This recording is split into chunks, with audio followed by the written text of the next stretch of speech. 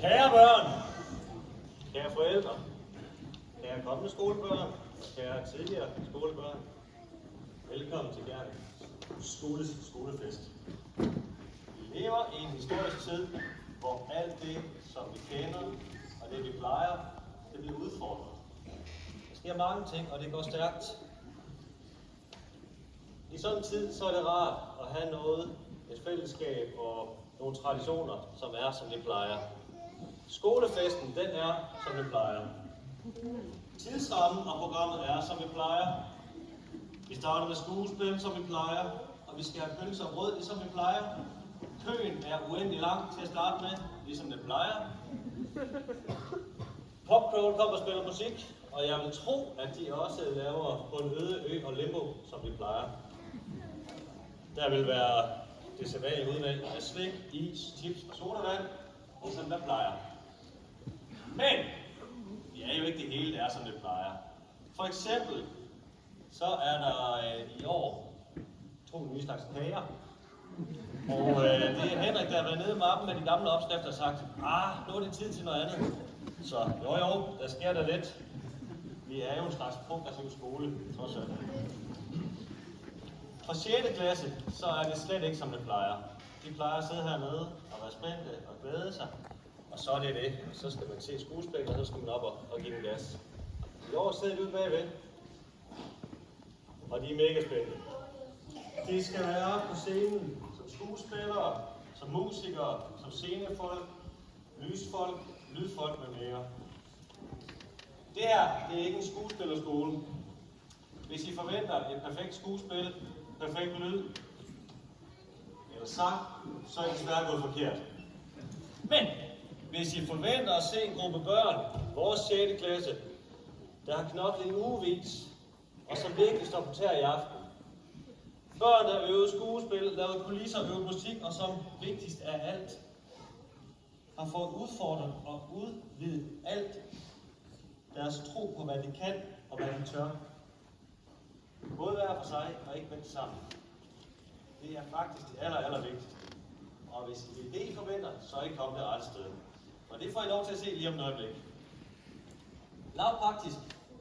Hvis nu man har små søskende med eller noget andet, og det bliver svært lige at holde koncentrationen, så vil jeg bede om, at I viser skuespillerne respekt og trækker lidt ud. Og vi åbner SFO'en, man må gerne være dernede og lege, for det er ikke altid helt børnevenligt at se det her skuespil. Så på den måde, lad os vise hinanden respekt. Og så vil jeg i øvrigt bare lige igen sige, kære børn, kære forældre, lad os give hinanden en rigtig god aften. Og velkommen til 6. klasse og Pippi Langstrømpe.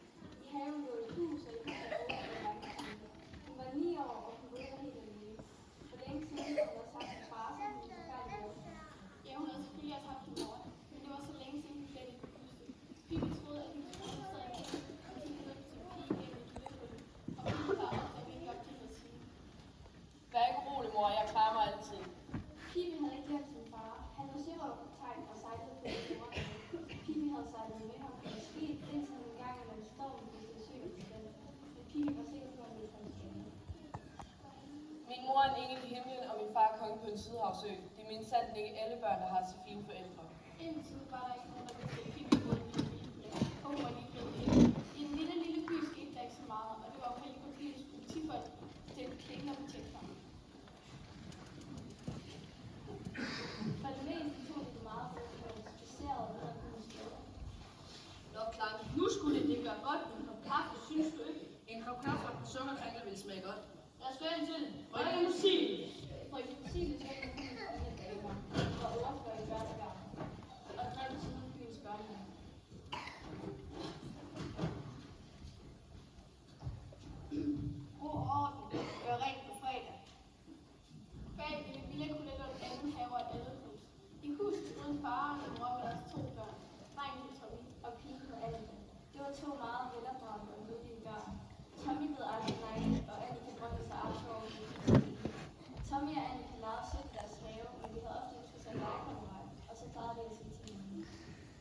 Hvor er det mærkeligt, der ikke er nogen, der er flyttet ind i det hus.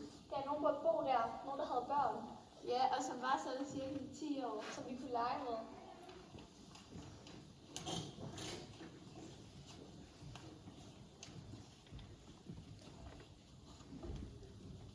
Hvorfor går du baglæns? Hvorfor jeg går baglæns? Lever vi måske ikke i et frit land, hvor man ikke går, som man har lyst til? Og så kan jeg forresten fortælle, at i Egypten, der går alle mennesker sådan her, og der er ingen, der synes, det er spor mærkeligt. Hvor ved du det fra? Du har vel ikke været i Egypten?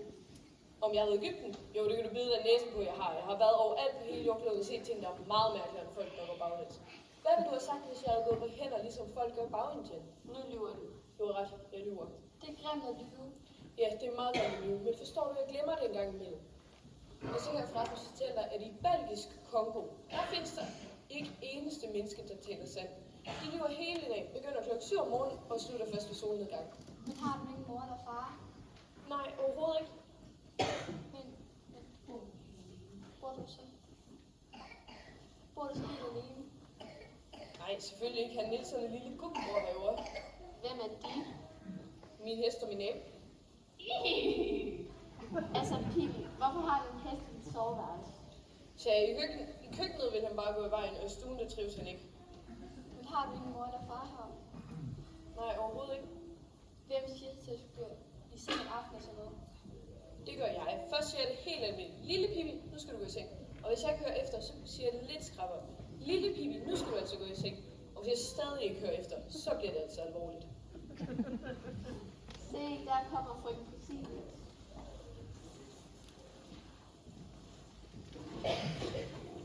Tak, kan jeg se mig. Hvad hedder du, min lille ven? Jeg hedder Pippi Lotta Victoria Rullegardiner, Rosamunda Efraimsdatter Langstrøm. Min far er konge og hedder Efraim Langstrøm. Tidligere var jeg nævnt skræk, nu er en konge. Men jeg kan faktisk bare på Pippi.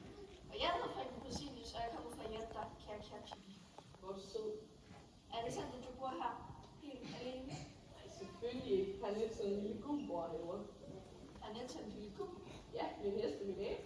Ja, men efter sin jo ikke har nogen forældre. Selvfølgelig har jeg forældre. Hvor er det så? Min mor er lidt i himlen, og min far er på det betyder også. Kære lille Pippi, jeg synes, at du virkelig til at være en lille nøjagtig pige. Ja, jeg er jo. Du har ingen forældre, sådan er det, og derfor skal du komme med mig. Jeg er nemlig så for en kasse stærkt at børnehave.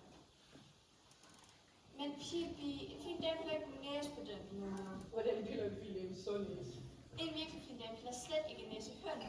Vil du ikke gerne blive en virkelig fin dame, når den bliver stor? Du mener altså sådan en med glasur på næsen og 3 læger nedenunder?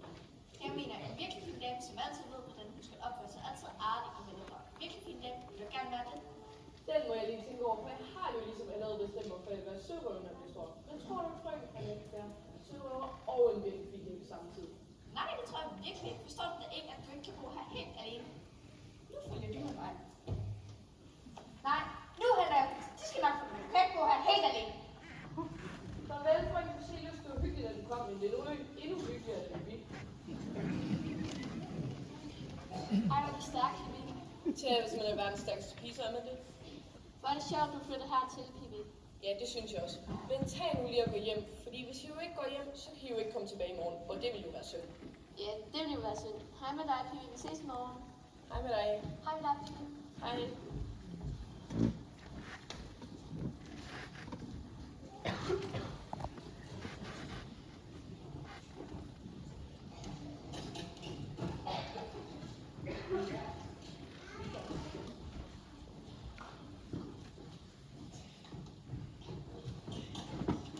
Hold op, det må være en lykkedag i dag. Politimænd er det bedste at vide lige efter rabarbercreme.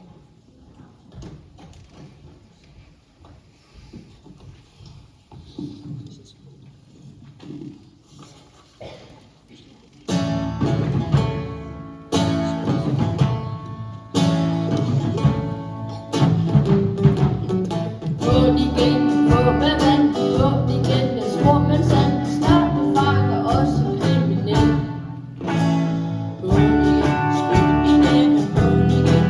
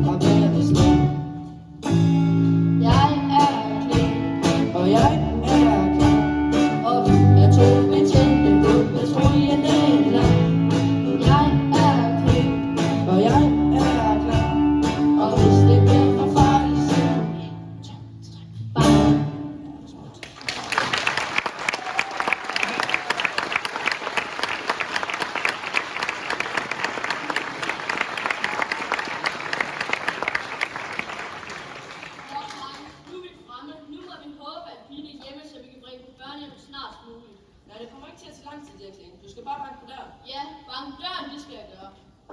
Så det gik jo godt. Kling, du må nok banke en gang til, og denne gang noget hårdere. Så banker jeg noget over. Ja, hallo?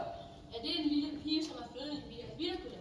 Nej, tværtimod, det er en meget lille moster, som bor på 3. sal i den anden ende af byen. Det er dig, der er Pippi. Ja, hvem tror du ellers, det var kejserinde af appelsin, eller?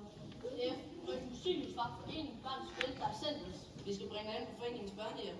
Jeg har allerede en plads på børnehjem. Hvad siger du? Er det allerede ordnet? Hvor ligger de børnehjem? Her. Jeg er barn, og det er mit hjem. Altså et børnehjem. Plads var jeg her med så plads. Lille pige, nej, kære barn, tyk til brug, at du får lov. Kære barn, du står det ikke. Ellers kommer du rigtig børnehjem, så nogen passer på dig. Må man helst med på et børnehjem? Nej, naturligvis ikke. Nej, det var lige det, jeg troede. Hvad så med du? Selvfølgelig ikke. Det kan du vel forstå. Jamen, så må jeg skaffe unge til at børnehjem et andet sted. Jeg har ikke tænkt mig at flytte herhen. Jamen, det er bygget på børnehjem, så får du også lov til at gå i skole med de andre børn. Hvorfor skal man gå i skole? For at lade ting og sager. Hvad for nogle ting, sagde jeg? En hel masse nyttige ting og sager. Multiplikationstabeller og sådan noget. Mange tak, men jeg klarer mig helt fint ud multiplikationstabellen og sådan noget. Jamen, tænk på, hvor kedeligt det bliver for dig ikke at være dygtig. Tænk, når du bliver stor, måske kommer og spørger dig, hvad Rusland eller Portugal hedder. Og så kan du ikke svare. Selvfølgelig kan jeg svare. Jeg svarer bare sådan her. Hvis du nu er så fortyrrende evne efter for at vide, hvad hovedstaden i Portugal hedder, så skriver du direkte til Portugal og spørger. Jamen, vil du ikke synes, det var kedeligt, at du ikke vidste det? Jeg vil vågne om aftenen til det. Hvad i verden hedder hovedstaden i Portugal? Men man kan jo ikke have det sjovt hele tiden. Og forresten hedder Lissabon med min far. Lille pige, du skal ikke tro, du får lov til at gøre, hvad du vil. Du er efter. Hør, Clark, du må vidste før, at jeg skal have en bil. Jeg tager den vej, du tager den vej.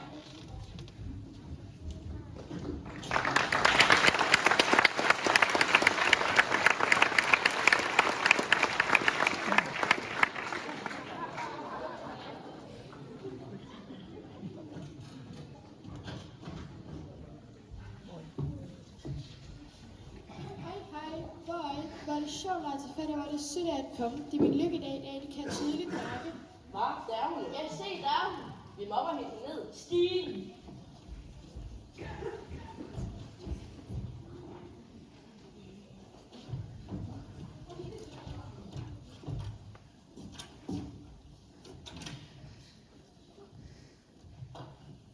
Vær ikke bange, det er ikke farligt, kun sjovt. Nu dykker jeg. Her vil du slå med sig selv ihjel. Hvad? Der er hun jo. Ja, se, der er hun. Dumme unge, stil Stine tilbage. Jeg stiller din tilbage med det samme. Hvorfor er I så vrede? I har jo bare til fat, og så skal man jo være venner. Lejer, det gør vi overhovedet ikke. Det skal vi nok vise til, når vi kommer ned herfra. Stil Stine tilbage. Hvis du kan bede pænt om, så søde, rare pige, tak. Søde, rare pige, bestil Stine tilbage. Og så en anden lille sød dreng. Søde, rare Pippi, vil du nok være så sød at stille din tilbage, så vi kommer ned herfra. Selvfølgelig vel, og så kan vi begynde at hygge os og drikke kaffe.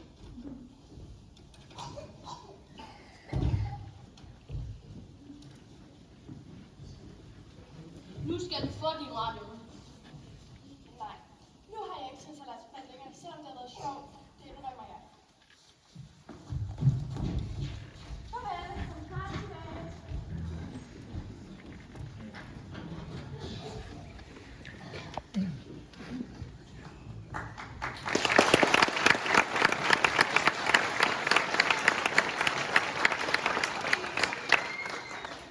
Hvor er det jo heldigt, at jeg har så store sko, så jeg kan drikke ordentligt.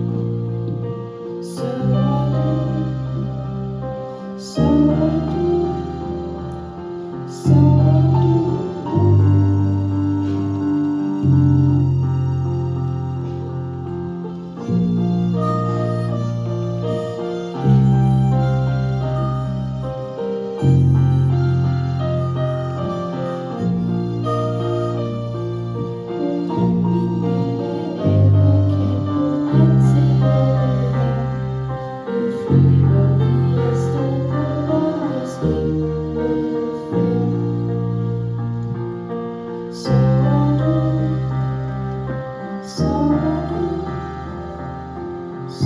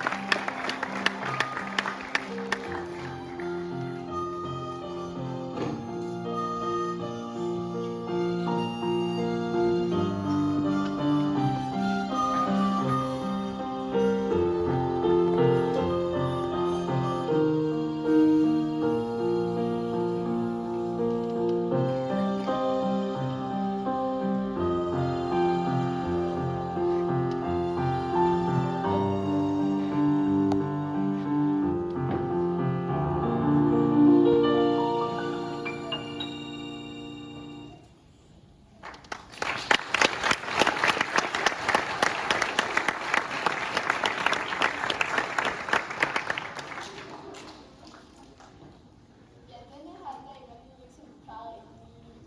Politiet sagde til alle tanterne og onklerne, at Pippi nok ikke rigtig egnede sig til at komme i børnehjem.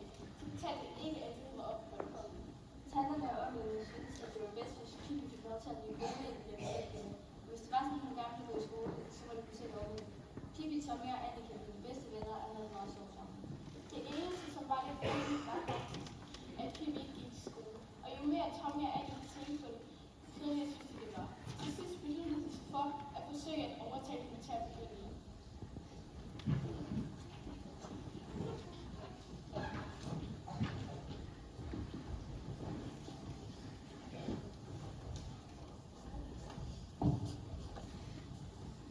Du kan slet ikke forestille dig, hvor sød vores lærling er. Ja, hvis du bare vidste, hvor sjovt vi har det i skole. Jeg bliver sindssygt, hvis jeg ikke får lov til at gå i skole. Ja, og man behøver ikke være der så længe. Bare til klokken 2. Ja, så får man også påskeferie, juleferie og sommerferie. Du er retfærdig. Det er absolut uretfærdigt. Jeg vil ikke finde mig i det. Hvad? Om 4 måneder er det jul. Så får I juleferie. Men hvad får jeg? Ingen juleferie. Ikke engang allermindste juleferie. Det må ændres. I morgen begynder jeg i skole. Hurra, så vender vi på dig udenfor vores slå klokken 8. Nej, så tidligt kan jeg ikke begynde. Og forresten ved jeg i skole.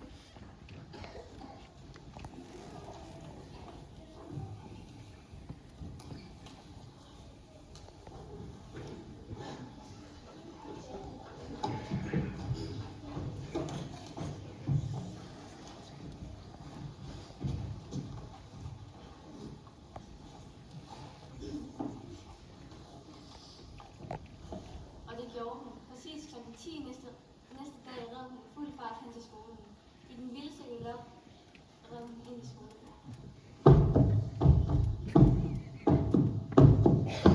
Sprang af hesten, vandt hende til en lygtepæl og smækkede døren op til skolen med brav. Halløjsa, kommer I tid til planifikation? Velkommen til skole, lille Pippi. Jeg håber, du vil trives, og du vil lære rigtig meget. Tak, tak, og jeg håber, at I vil med derfor er kommet. Retfærdigt frem for alt. Hvis du først vil fortælle mig dit fulde navn, så skal jeg indstille dig. Jeg hedder Pippi Lotta, Victualia, Rolita Dinia, Rosamønta, Efram Stotter Langstrøm. Pippi er egentlig bare mit øgenavn, fordi far synes, Pippi Lotta var blandt os. Altså, men så skal vi vel også kalde dig Pippi. Men nu må vi slet lige undersøge dine kundskaber lidt nærmere. Vi kan måske begynde med regningen. Når Pippi, kan du sige mig, hvor meget 7 plus 5 giver? Ja, hvis du ikke selv ved det, så skal du ikke slå ting og fortælle dig det.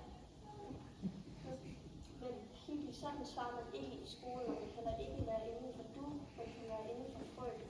Undskyld, det vidste jeg ikke. Jeg skal aldrig gøre det mere. Nu kommer. Det håber jeg. Og så skal jeg fortælle dig, at 7 plus 5 er 12. Der kan du bare se, du vidste det jo selv. Hvorfor spørger du så om det? Så var Søren, nu sagde du til dig igen. Undskyld. Kan du sige mig, hvor meget 8 plus 4 bliver? Så er det cirka 67. Selvfølgelig ikke. 8 plus 4 bliver 12. Nej, min lille kone, nu går du for langt. Du sagde lige før, det var 7 plus 5, der gav 12. Lidt ondt må der være sådan i skole. Du skulle også have barnet forelsket i de der dumheder. Hvorfor siger du så ikke en krog og regner, og laver svært noget, så kan vi lade fat? Måske kan Tommy svare på det. De fleste har 7 æbler, og Axel har 9 æbler. Hvor mange æbler har de så til sammen? Ja, sig det nu, Tommy, og så vil du samtidig svare mig på det. Hvis Lise har fået ondt i maven, og Axel får endnu mere ondt i maven, hvis skyld er det så, og hvor har de rykket æblerne? Ved I hvad? Måske skulle vi springe regningen over lige nu, og i stedet gå til læsning. Nu skal I se en mission. Så her er et pindsvin, og det første bogstav pindsvin er P. Det tror jeg ikke på. Jeg synes, det ligner en lille streg med en fugle på. Og det slangen hedder S. Apropos slanger, jeg glemmer aldrig dengang egentlig, hvor jeg sloges med en kæmpe slange. 14 meter lang var han, han hammer til dessert. Han slog sig om mig, men jeg slog ham i hovedet. Så væs han. Jeg slog ham igen, og så døde han. Så derfor bogstavet S højst retfærdigt. Nej, jeg skulle ikke tage at synge sangen i stedet for. Syng I bare, så vil jeg holde. Nej, nu må det være nok. For meget lærer du kan knække selv den, der er allermest vågen. Heldigvis sidder jeg i skole, og jeg og Christina begynder at kursen 3 dage efter juleferien. Når påskeferien er slut, er der kun 3 dage til sommerferien. Sommerferien slutter den 1. november, og så lige drøb ud til 11. november, hvor juleferien starter. Men hvordan når børn så at lære noget, som f.eks. regning? Regning har de svært ved, og hvis der er en unge, der ved, hvor meget syg på søvnliv og kommer i skammekår hele dagen. Men hvad med læsning? Læsning har de kun en fredag, og så er der kun samme bøger, de læser, men det er der aldrig. Jamen, hvad laver de så i skolen? Spiser karameller. Hvad laver der inde så? Hun tager der parkeret karamellerne for børn. Uvidende unge, du troede ikke, at de selv gjorde det. Sjældent. De går ikke engang selv i skole. De sender deres bror eller søster til skole. Nej, jeg mener folk, jeg tror ikke, at gå i skole længere. Det må gå, som det kan med juleferien. Hej, Unger. Du ser mig ikke et stykke tid, og glemmer aldrig, hvor mange æbler jeg havde. Ellers bliver jeg ulykkelig.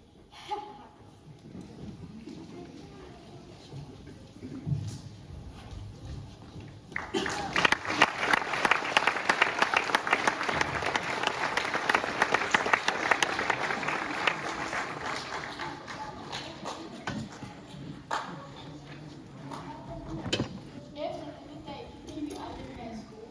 Jeg havde lige godt det. Og selvfølgelig savner vi sin far. Men inderst det vidste vi, at han en dag ville komme og hente. Mørkt efter så kunne vi to være forældre vandrende hen. Og forbundet med nummer 2 folkelige type kommer gå på vandretur igennem landet, for at se, om vi kan finde noget stil. Præcis den aften sad Pimmi og talte sin penge. Hun kunne ganske vist ikke rigtig tælle, men hun gjorde det alligevel på god ordens skyld. 75, 76, 77, 78, 79, 10, 11, 12, 13, hvor bliver det 70. Kom ind, så vi ved godt, at jeg tror ikke. Der er pludselig flere numre. Nå ja, nu kan jeg huske det. 104.000. Ja, der er stadig mange her. Er du alene hjemme? Nej, overhovedet ikke. Herr Niels er der også hjemme. Ja, vi kom bare forbi for at spørge, hvad klokken var. Præcis, det var klokken. Store, stærke fyre, som jeg. Og så lige engang med klokken er. Hvilken opdragelse har jeg fået? Klokken er en lille rund til, hvis der går og går, og aldrig kommer til døren. Har flere bedre til at komme ned. Nå, nu er vi forstået længere for vel.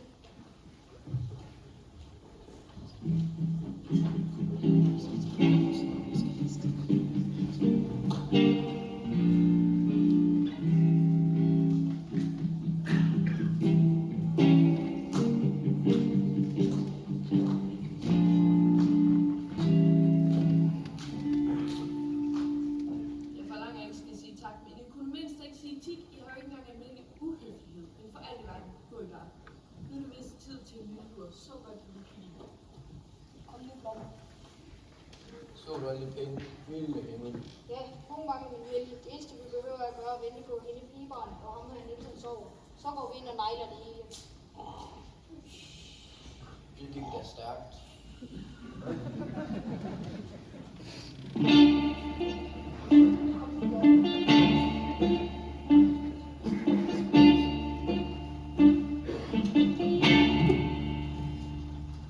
Vi passer på en og træder på det. Vi løfter røret af tingene, mens de sover.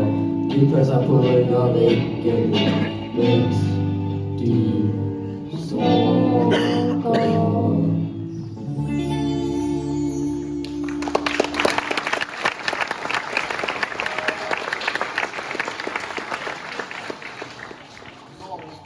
Hvor tror du, Nielsen er? Nielsen ligger i en lille rød dummeseng. Blom, han Nielsen er en abe. Jeg ville troede, I ellers han var en græslemaskine. Er din morfar ikke hjemme? Nej, de er væk, helt væk. Hør du her, kom herhen, så kan vi snakke lidt med dig. Nej, jeg sover. Hvis det handler om flere gåder, kan jeg prøve at gætte den her. Hvilke bur er det, der går, hvor alle kommer uden regning? Kød er træs. Du spørger om så meget, og vi ikke også få lov at spørge, hvor du for eksempel har lidt hjemmefra, du talte lige før. Kisten. Så håber jeg, at du har fået mulighed til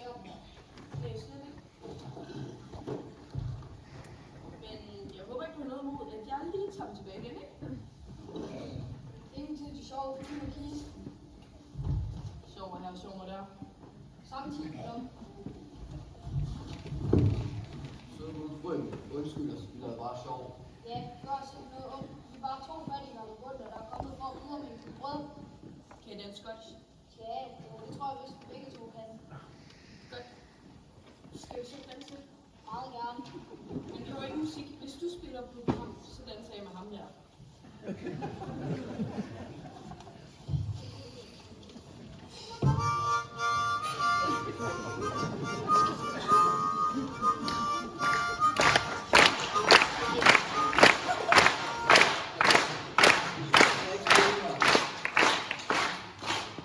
ikke spille mere, det kilder så frygteligt i munden. Jeg er begyndt at blive træt i benene, for jeg har gået på vejen hele dagen. Bare lidt. Så er I søde.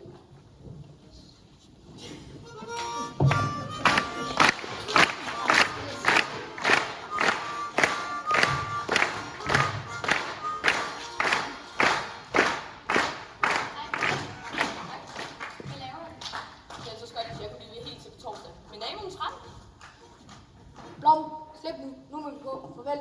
Farvel. Behøver I virkelig allerede gå? Jeg har aldrig set nogen danse skottisk ligesom dig, min sukkergris. Hvis du øver dig flittigt på en spil kamp, så føler du ikke, det kilder længere. I får forresten hver sin udlængelse.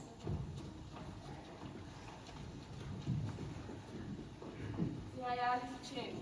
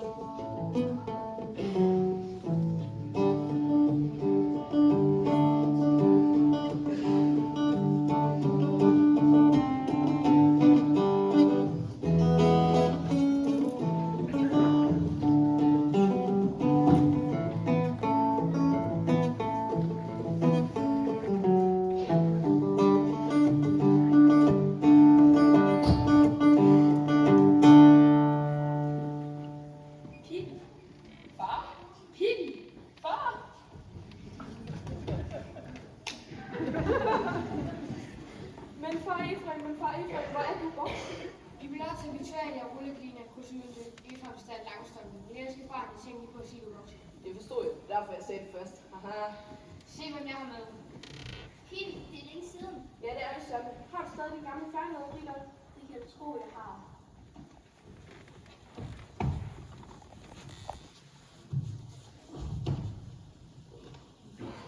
Er det lige så stærkt som før, min barn? Stærkere. Skal vi lægge arm? Kom ind.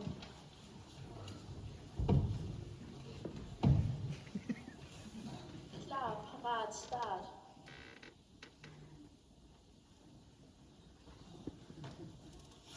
Når jeg bliver 10 år, så ligger jeg din arm ned fra Efraim. Ja, det tror jeg også. Nej, hvor har jeg levet efter dig. Og hvor har jeg nemlig til dig? Men jeg glemmer jo helt at præsentere. Det der er Tommy og Annika. Og det der er min far, kaptajn og hans majestæt. Efraim Langstrøm. Får du aldrig konge fra? Jo, det er helt rigtigt. Jeg kommer og kudutterne på nødvendig kudutterne. Jeg finder land, der bliver står på. Det var jo det, jeg vidste. Jeg vidste, du aldrig havde drukket. Druknet? Nej. Det er ligesom mur og kaptajn af åbnet, som der er for en kamel at få gennem en måned. Jeg skulle holde mig flydende. Men hvorfor har du ikke noget kongetøj? Det har jeg her. Tag det på. Jeg ser min far i kongens skud. Nu kommer Krusilus og politimændene. Gem jer der er alle sammen, og kom ikke frem på jer.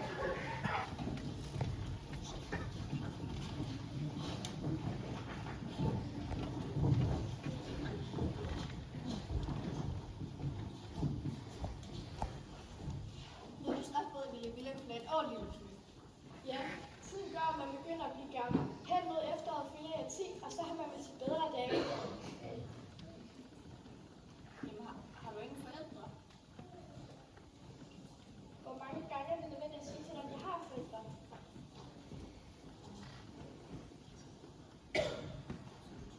Så det tror altså, du har en mor i himlen og en far på en ø i Sydhavet. Stemmer det? Noter klokken. Nej, Det har jeg ikke far. bare lyver og lyver, så du har altså ingen far. Har du ingen far? Jo, Jo, har en far. Du gør mig skør. Der var jeg skør. Du ser jo selv. Jeg har en far, forsøger at forstå det, men ikke på en ø i Sydhavet. Hvor er din far sin nu? I himlen måske? I himlen måske? Nej, ikke i himlen. Ikke i himlen måske. Her i huset. Ja, i hus. Her er hus.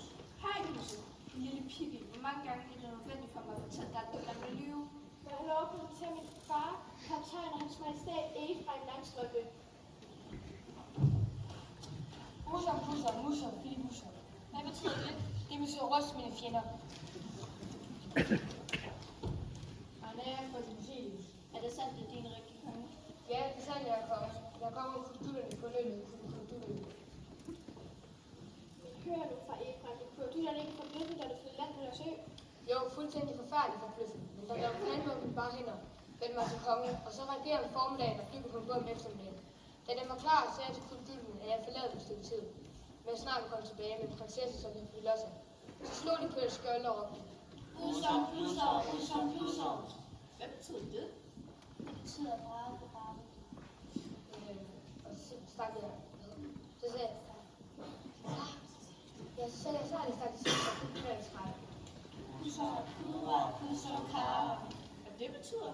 Velkommen tilbage, Chippe Hvide Høvding. Så sagde jeg kurs til ret mod Sydabaktia, og hvad tror jeg, folk der så det om hinanden. En gammel havde lige skånd til hoppetøj, og en gammel havde lige fordøjet. Hun sad ved rillingen og vinkede alle kræfter. Fordøjet, sagde jeg tager kommandoen ombord. Jeg er kaptajn, sagde jeg. Og nu lige går hoppe så her i havnen og venter på dig, Pippi, for nu skal du være prinsesse på Kudukududu. Nu skal vi færdig, så vi graver i hele det virkelighed.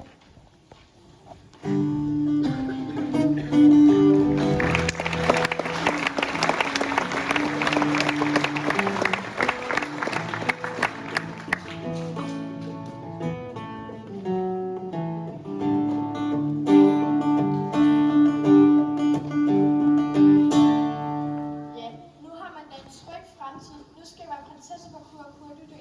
Det halve år skal jeg være prinsesse, og det andet halve år skal jeg sejle rundt på alverdens have med hobbiters. Skal du så ikke være i Ville mere? Jo, når vi bliver pensioneret om 60 år, så skal vi lege og mor, skal jeg tro. Hvornår rejser du? I morgen kl. 10 lille Jacob. I kan vel komme over og lege alligevel. Nøglen kommer til at hænge på et søm ved siden af døren. Nej, Pippi, vi kommer ikke til at gå herover mere. Nej, aldrig. Annika tænkte, at fra nu af ville lukke øjnene hver gang hun var løbet forbi Villa Villa uden Pippi, og det føltes som en kold hånd under Annikas hjerne. Næste morgen låste Pippi døren til Villa. Nøglen hængte på et søm lige ved siden af. Ja, nu er der vist ikke mere. Klokken er ikke så mange. Lad os gå til fods, så tager det længere tid. Det er et dejligt hus, lappefrit og godt på alle måder. Nok mere, man kunne sige om lerhytten, hvor jeg skal bo fremover. Hvis der er mange lopper i hytten, vil jeg tæmme dem og have dem i en cigaræske. De 2 sødeste lopper vil jeg kalde, nej, så vil der er 2 mand frem for en enkelt møde på aften. De 2 sødeste lopper vil jeg kalde for Tommy og Annika, og de skal have lov til at sove i min seng om natten. Hvad i alverden er der galt med her? Jeg kan fortælle, at det er farligt at tage stille for længe. Pippi, det er sikkert ombord. Ej, kaptajn.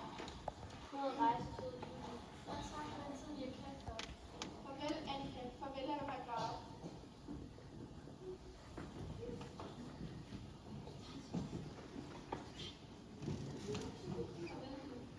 Til den her klog.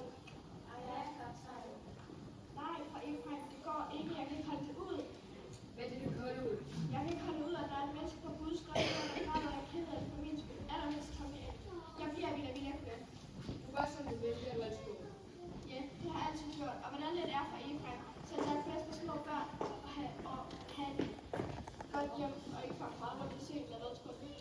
Du har ret som altid, kære datter. Det er nok bedst liv for dig, at du lille kunne lave, og det er nok bedst for små børn. Ja, det er absolut bedst for små børn at have ordentlige forhold, og allerbedst, hvis de selv ordentlige forhold.